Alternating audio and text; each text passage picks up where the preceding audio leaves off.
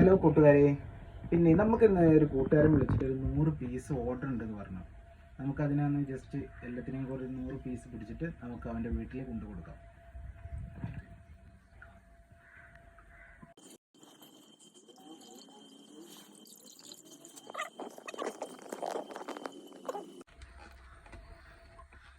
ഇതാണ് mail.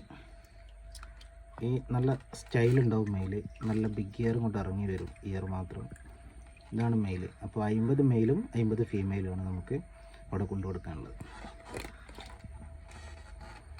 Female ഇതാ ഏകദേശം പ്രസവിക്കാനായിട്ടുള്ള ഫീമെയിലുകളാണ്.